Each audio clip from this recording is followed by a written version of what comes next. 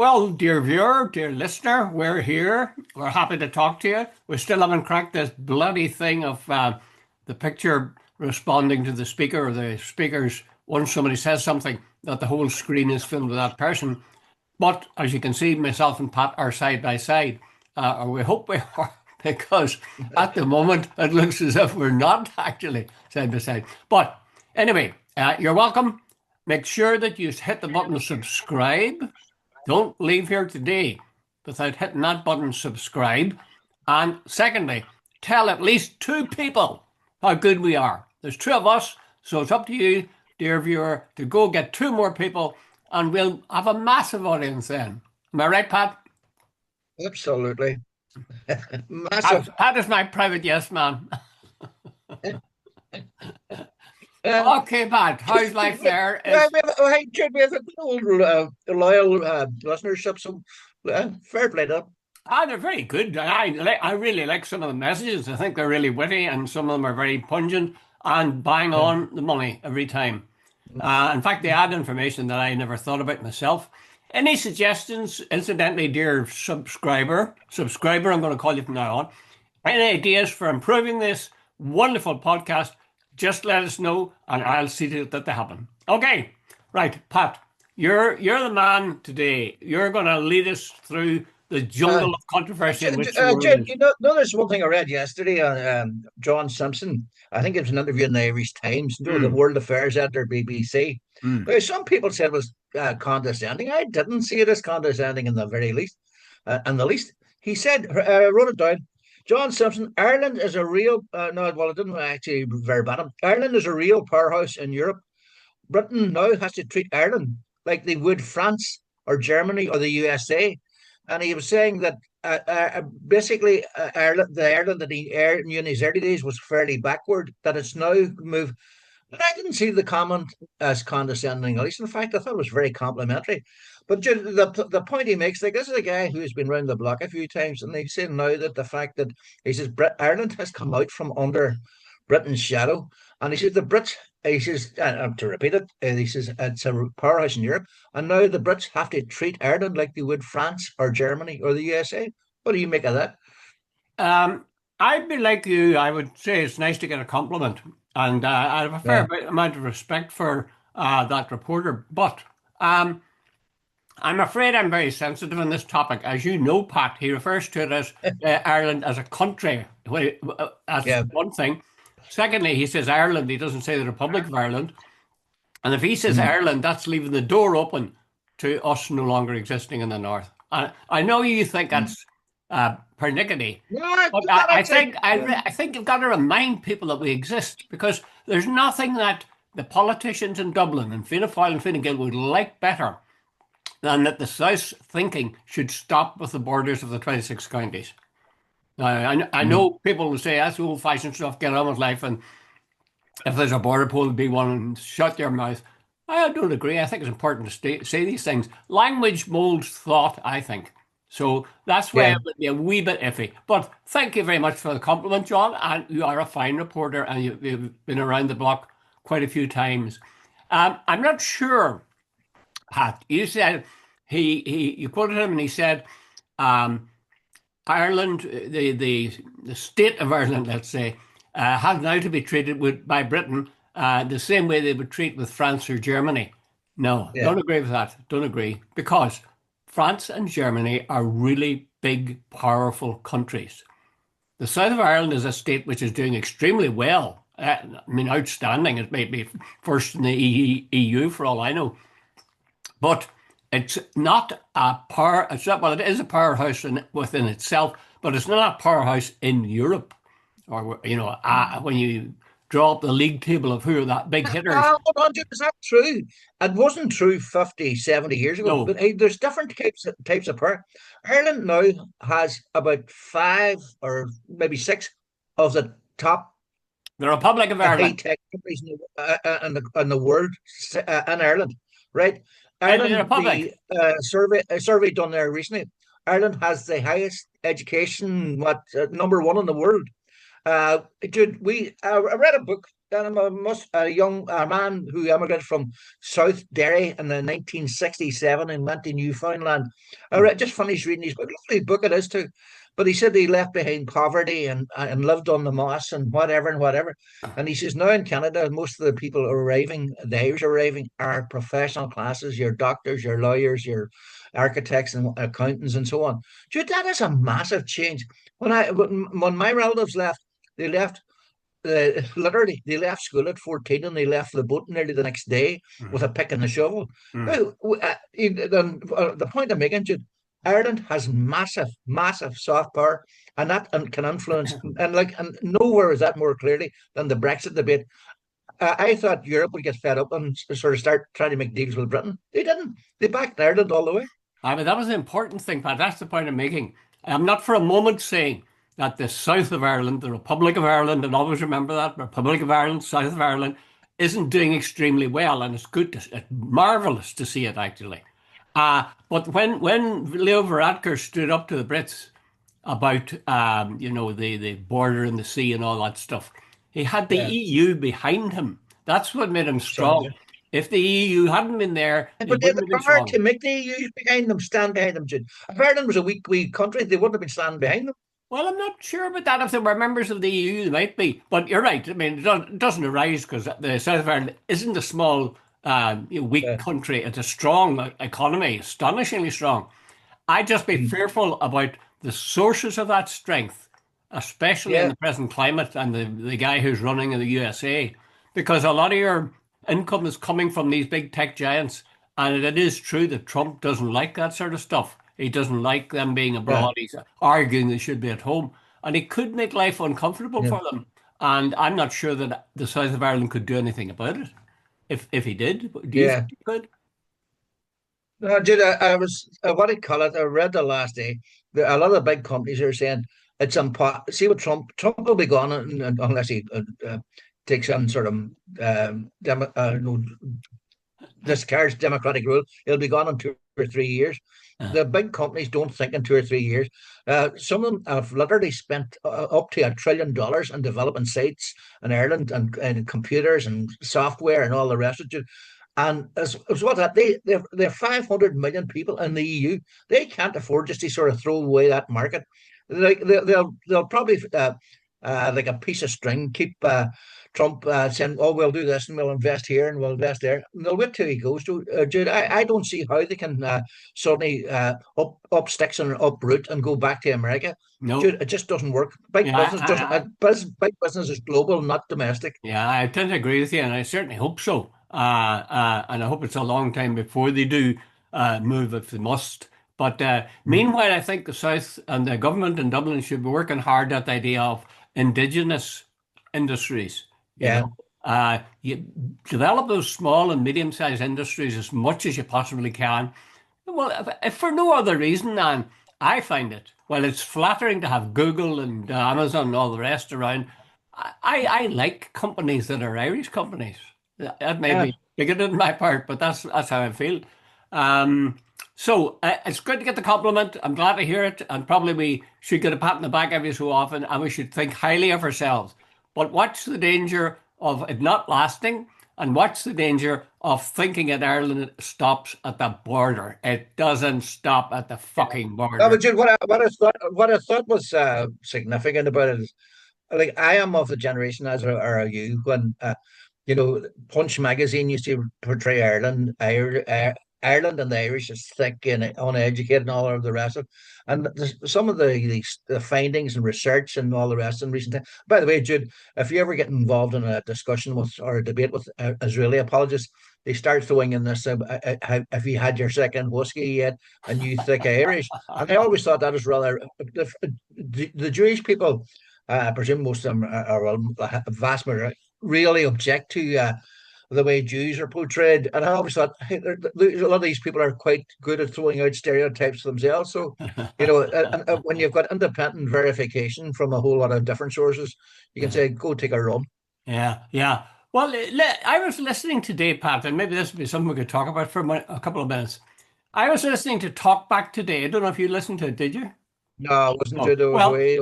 they were talking about the fact that both Trinity and College in Dublin and Queen's University in Belfast have both cut their academic ties with Yeah, Israel, and yeah. whether that was a good thing or not.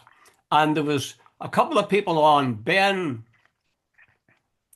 from the Lowry from the Uh, newsletter, Newsletter. and Chris Hudson, I think it is, who is a Aye, from the clergyman and a former anti-apartheid. trade Yeah, unionist from the South. yeah, yeah. Uh, they were talking, and they were talking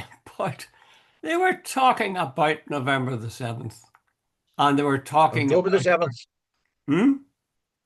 October the 7th. October the 7th. Sorry, October the 7th, and they were talking about the the fact that students be allowed from the universities to have the Erasmus program, and would we be cutting that off? And are they saying that an Israeli student couldn't get into um, Trinity or Queen's? I could hardly believe my ears, because Mm. to be concerned about that in the face of what has been happening in Gaza for the last year and a half just leaves me stunned.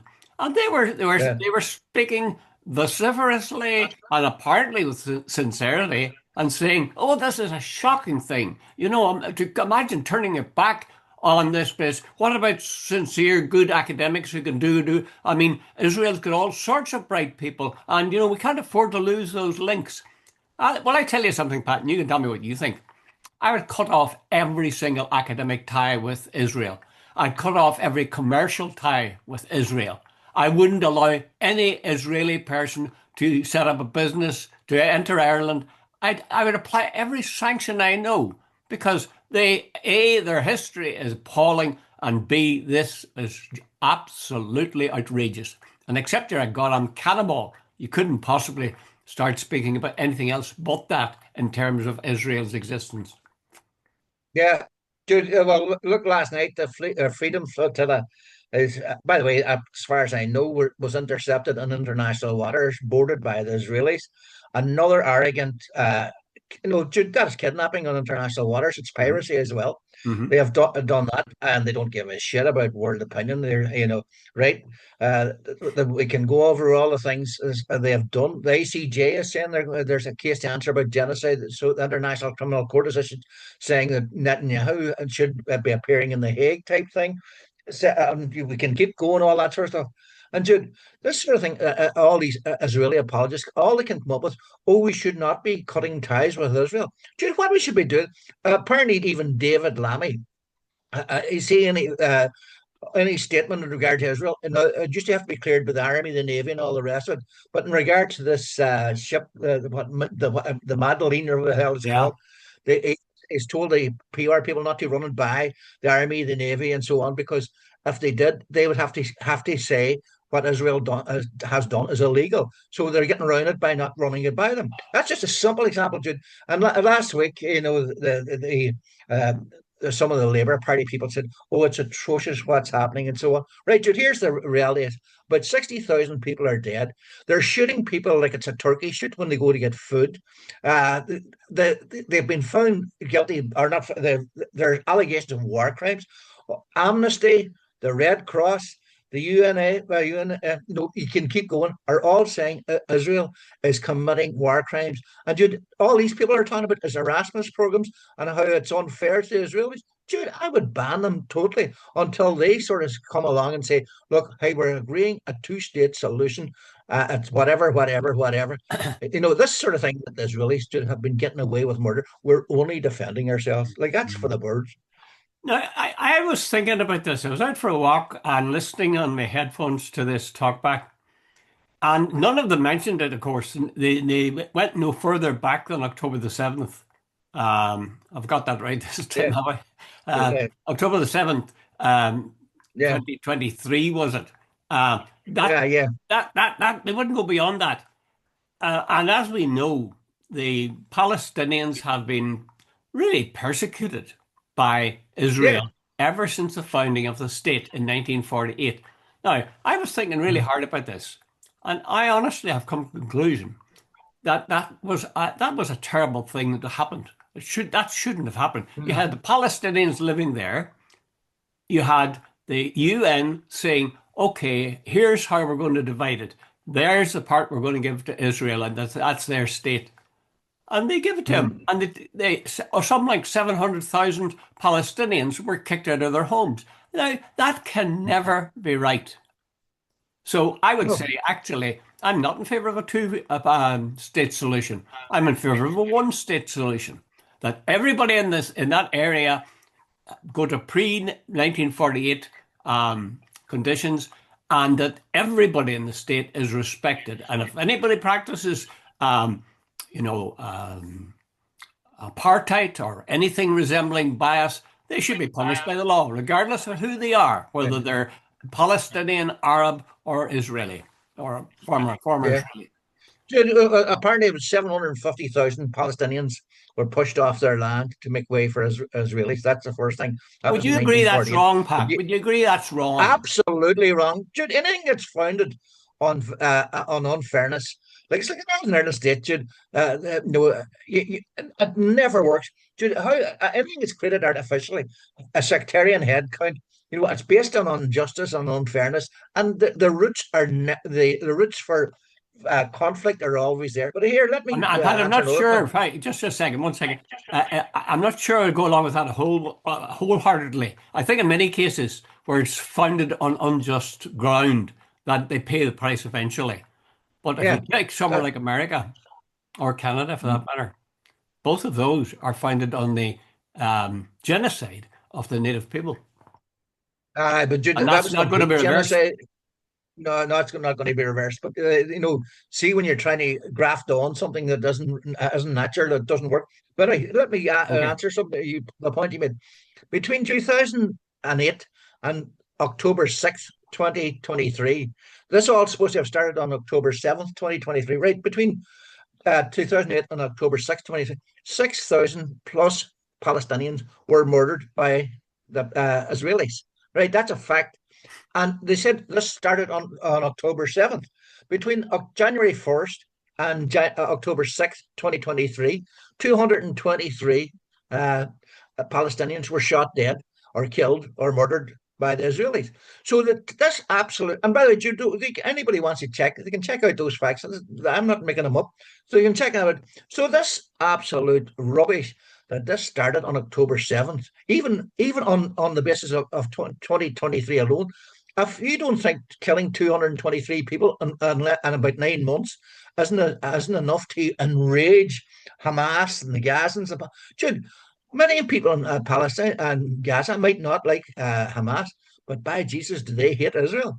And Mm. the hatred of Israel is the thing that's going to keep this going because it's barbaric what the Israelis have been doing. Mm. Just to take the best scenario, Pat, sometimes Israelis quote the fact that there are quite a few Arabs or Palestinians working and living in even Israel. They say, Yeah. in fact, that 20% of Israel's population is Mm. Palestinian or Arab or whatever. Um, Mm. but they would reject the notion that it is an apartheid state. They say it's a democracy, and in fact, there's only democracy around the Middle East. Um, Mm. do you know anything about the situation of somebody who is not a Jew, who's living in Israel, and maybe would have a background as a Palestinian or as an Arab of one kind or another? Do they get a fair shake That's the there? biggest load of bollocks. Right, go and ask yourself a question. Let's see it. Go and see how many Arabs can buy houses and certain areas. About two-thirds of that territory is under military control with military rules and all the rest of it. The only people who are free in Israel really are the Israelis, are the Jewish people, the Jewish section. Jimmy Carter described Israel as an apartheid state. Nelson Mandela described it as an apartheid state. There are rules for Jews and there's rules for Palestinians, and they're very, very different. Do you check out how many Palestinians would be allowed to buy land or buy houses and settle Jewish areas? doesn't happen, Jude. Absolute bollocks that happens. And by the way, if you want to read it, look, are there just go to Wikipedia and look up, are there apartheid laws and Israel? You'll be reading for at least about a couple of hours. Hmm. Well, tell me this, Pat. I've said that I wouldn't even favor a two-state solution. Am I being naive by saying, well, actually, a one-state solution is what we should aim for? Or maybe should we go for a two? If ideally, would you say, well, what we're working for is a two-state solution, and then let's see how that works? Is it Jude, overreaching to talk about a yeah, one-state solution? straight up, I don't know enough about it, Jude, in that sense, but I would think, based on our experience in Ireland, Jude, see, I don't know whether after the hatred and all the rest of it, whether they can exist or coexist. I think it might be safer that if that Israel on one side and Palestine on the other, But hey, Jude, there's all sorts of propaganda, what they call Haspara, where Israeli says we're actually the only democracy and all the rest of it. Dude, that just simply doesn't exist. There's really what they want to do. And even in the Oslo Accords, where they said there was just going to be this absolute agreement, Israel wanted to control the air, sea, and land exits. In other words, you can live in there, but it's a prison that we'll control who goes in and who goes out. We'll be monitoring who goes in, who goes out.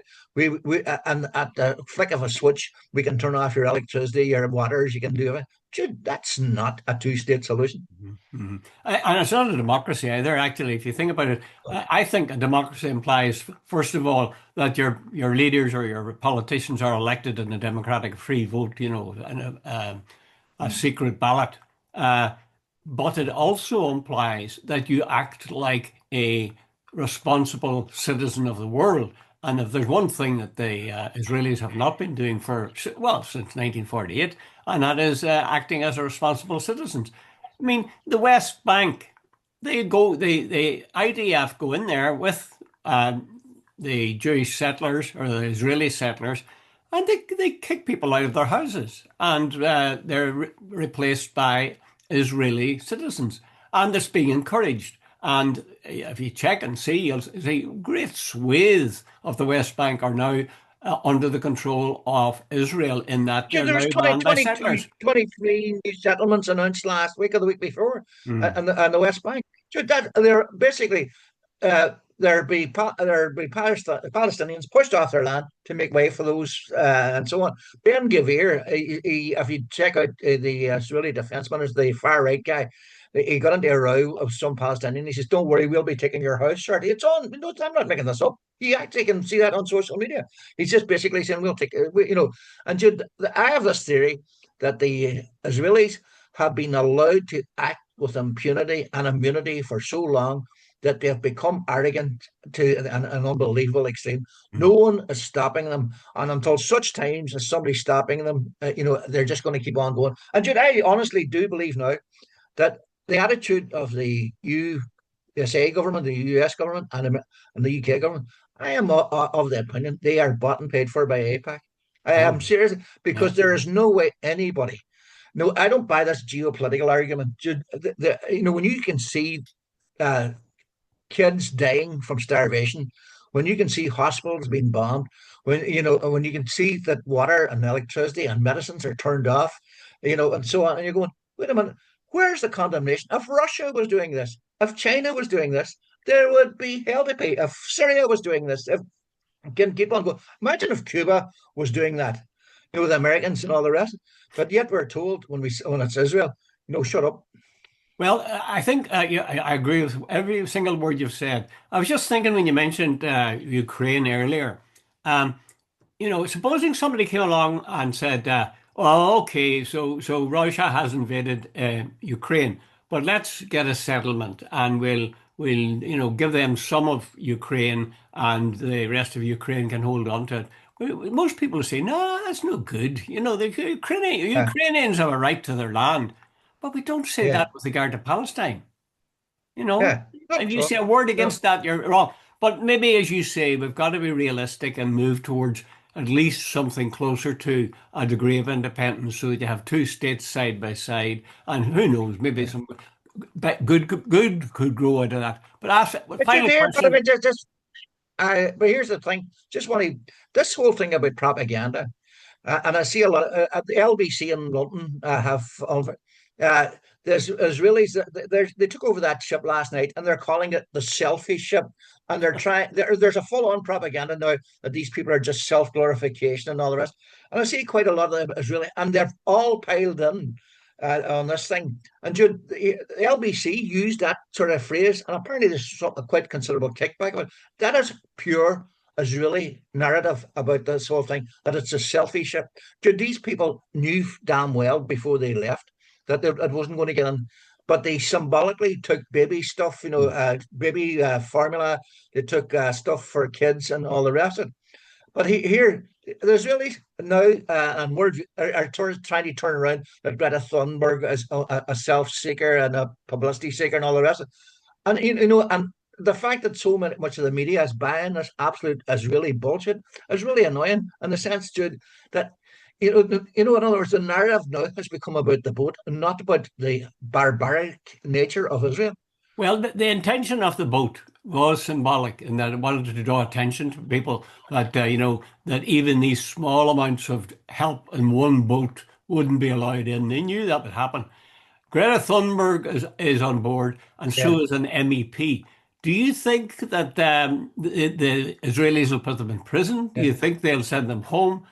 Do you think they'll have a happy ending? Do you think is this a good move by them to go into on the No, boat? it's not. No matter what the Israelis do, if they were smart, they'd send them home. But I think that Israel has become that arrogant. If and I think they're quite capable of been using thuggery on them. They've shot dead journalists. They've shot dead medics. They're not going to shoot They've dead Greta Thunberg. They're not going to shoot dead Greta Thunberg, no, and they're no, they're not not going to going to do shoot that. dead the No, but MEP either. apparently they sprayed the boat with something like equivalent of CS gas before they entered it. So like these people are nasty bastards. That's as simple as that, and they've become so. Rotten and their arrogance that they think that it doesn't matter that we can it doesn't matter who you are, that's going to be no cloak of those protection for you. That's the way it is. Pat, final point, final question with regard to this topic. How do you see things in 5 years from now? In the Middle East? Will we But have? I think Israel will be a pariah state for starters. I think the whole world has changed. I really do. I think it's a ground up thing. Should A lot of people have got educated about how evil the Israeli state is. I don't think we will go back to status quo. Now, I think Trump and Starmer and people like that can all day they can do all this crap about Hamas being a front for Iran and all this sort of stuff. Dude, the axis of evil. Who the hell's saying Iran's evil anymore? When Israel can bomb hospitals, refugee centers, and schools, and then describe somebody like Iran as evil.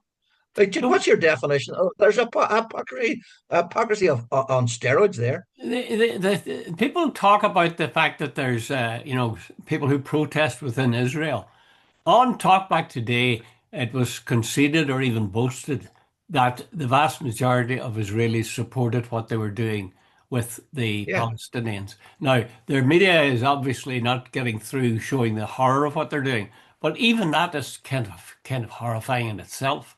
That they would say, Mm. "Yes, we support what you're doing," and what they're trying to do is eliminate the Palestinians to simply get them out of the Middle East or certainly out of the Palestinian Gaza, Yeah. out of the West Bank, and let Greater Israel reign. You see, they got a bad precedent with 1967 when they're able to expand their borders. They figure they'll do the same again, and they'll make themselves. Jude, here's the other thing, by the way. Everybody seems to think, that Israel was attacked in 1967. What they forget is Israel attacked the Romans. Like Israel, this whole thing that Israel was only defending itself. Israel attacked it in 1967. Dude, Well, that's they're often. their And claim was they're going that to say was it them. was a preemptive strike. Exactly, yeah. Yeah, Jude, that could be, where was the evidence that they were going to be attacked? But they deliberately went out of their way to say, "Oh, we were preemptive and all the rest of it." Jude, that's open to question as well. By the way, Jude, look, I don't know how long we have left, but We have right, 10 minutes. let's get uh, right. Last, I was watching what do you call him? Oh yeah. Newsom is the governor of California, How did and Trump describe him? What word did Trump use of uh, um, Governor news come. Uh, Newscom? I mean, how childish can you get? this is the president. But anyway, Jude, there was two or three things. We're watching news come, and he says this is a deliberately manufactured crisis by Trump.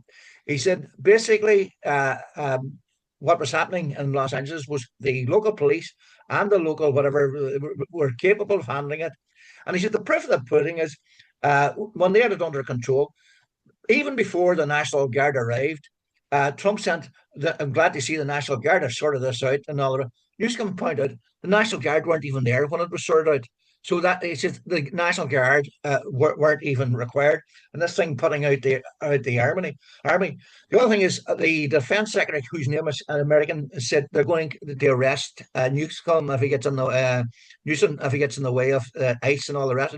He's saying, "Come on ahead." He's saying what the federal government doing is unconstitutional. They're claiming what happened in Los Angeles is insurrection, so therefore the president can overrule. Newsom is saying these are protests, not insurrection. Insurrection when people take up arms against the government. I like in January of 19 Uh, uh, 20, was it 19 or 2020, uh, where they uh, invaded the on Capitol. January 6th. There's Uh, something so hugely ironic. I mean, maybe Trump doesn't do irony, but for him to say, "Oh, this is a threat to the state," and to, in the meantime, he sort of egged on the guys who actually were a threat, literally, to the state, and had yeah. their MPs or their senators and their Congress people cowering for fear of their lives with these bastards coming into their offices and throwing stuff around. Mm. Trump's skin is so thick, it's unbelievable, Do unbelievable. you remember you said this? Flood the zone. Mm. Trump, Newsom made the point. He says Trump's tariff thing, it'll sort out 90-day deals and all this. He says, where are they? He says the economy is actually. He says some experts are predicting that there'll be a what do you call it, a recession in the second part of this Yeah, year yeah. in America. He says so far there's no sign of any of these great tariff deals. He says Mm. where the hell are they? They made Hmm. a sweetheart deal with the UK because it was so simple. And then the other thing as well, what was going through my head there? Jude, you can go. There's another thing he said that I remember thinking it was a great point, but go ahead. Well, I mean, in a sense, he's talking about putting not only the National Guard, but putting in the Marines to Yeah, to control. Now, we know from our experience here, when you put in the battle-hardened troops, that's the end of it because you'll have a yeah, bloody Sunday in your hands, and that'll change the whole equation. I mean, if they go in there and they shoot a bunch of people, all hell will break loose. Don't forget that California's the fifth biggest economy but in the the world. economy in the world. Yeah, I don't think that they'll take that sort of stuff lying down. But I think my belief is that Trump wants people to get used to certain things, to get used to him sending in the National Guard, even though that's not the convention. It's usually the guy who runs the state who asks for the National Guard if they yeah, ask for it. He didn't ask for it. The governor, so they shouldn't have been sent in the first place. But to follow that up by saying they might send in the Royal Marines is just outrageous. But I think it's yeah, to accustom people to the idea of military action being taken by the president anywhere he wants to. Um, yeah, they're also trying to get people to say that the ICE people, that is the guys who mop up anybody they see as being illegal, that they're trying to provoke people in California or Los Angeles, and that as a result, they'll be seen as the good guys, Trump's lot. yeah, I actually think it's a step towards not presenting themselves as the good guys, but getting people used to the idea of authoritarian actions. Getting people yeah. grabbing them, putting a bag over their head, and shooting them down to El Salvador. And now this kind of thing in Los Angeles. It's just I think it's step by step. It's like the frog in the water, the hot water, where Yeah, you turn up the heat gradually, and they won't notice until it's too late. Do you yeah. think would that happen? I don't think. Newsom I'm said, hoping it wouldn't, but it might. yeah. Aye. Well, Newsom said what he called. He is absolutely. I remember this. He said he would end the war. Trump said he'd end the war in Ukraine within days. He says The that as a. He said that was absolutely risible, and he said he's also alienated all our allies. He says. He says people better waking up to what's going on here, and Jude, it is insane. January 6th, 2020 wasn't an insurrection when people actually attacked the parliament, but people protesting about thugs and who are actually have no identification, who are wearing masks, literally lifting people off the street. And you don't know, like two or three guys now, like criminals used to act like this, but this is now the government. uh-huh. And as Newsom said, this is a deliberately manufactured. The state of California didn't ask for this, doesn't want it. He says they were quite capable of dealing with it on their own.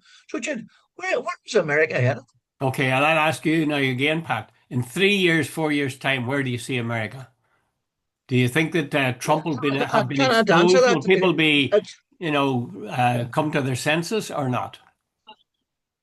well, Jude, I see a lot of these smaller elections. The Republicans are getting absolutely wiped, so far. But Yeah. Jude, there's a lot of people love this sort of stuff. If you'd see how many people come on, this is the golden age of America coming back. And Jude, all these, I mean, you see some of these people being interviewed. Trump is doing what we are too many criminals and all this sort of bollocks. And our job shouldn't be in Europe; it should be here and home and all this sort of stuff. Jude, well, tourists have stopped going to America. A lot of business people have no faith in America. A lot of the stock markets are definitely tanking in America. The bond markets don't trust America. And I would think if I was a European leader, I would tell Trump to go fuck himself. I would not be going to the White House to be held up for some goon show by a crowd of clowns. Well, this is my last statement now because we're practically out of time. And that is, I think Trump's using up his credibility at a fierce rate, and he'll have it devoured by the time Christmas comes. And after that, God knows what. But they'll certainly get. I'd be amazed if they weren't hammered in the midterm elections, uh, Terms, yeah, and that the yeah, Democrats taking over in Congress and maybe in the Senate too as well, which you would hope would be yeah. the case. That's the optimistic view. Well, we haven't even talked a word about our own dear little land, Pat. Isn't that sad now? Yeah. We would ignore So, Jude, the where 26 normally we can counties. we can find somebody to talk about, yeah. But hey, know some in world events. There was a woman on from Spain on talking to my wife yesterday, and she says, she said a lot of people across the world are actually suffering depression because we're living through terrible times, and I think she's right, Jude. A lot of people are saying, "What's happening to the world?" Well, I tell you something now, and this is my last statement. We'll stop then. There was somebody who was online, and they were saying, make a point of joining the march in London. I think it was Yeah, London. And I'm not sure when it was, because they were going to march for not for warfare, but for welfare. And yeah, that's what they're trying to do. I think they're trying to soften us up for a big conflict. And the arms yeah. manufacturer will make a fortune, and we'll all be so cowed. We'll say, "Okay, you do whatever you want to do." This is necessary for our defense. Uh, there's Yeah. a cheery On note to that note, end on, Pat, eh? I, okay, Jude. Yeah, well, I think I'm Yeah. going to cite a limerick. There was a young lady from. Oh no, maybe I'll not do that No, on second thoughts, don't bother. one. Okay, Pat, Good thanks. luck.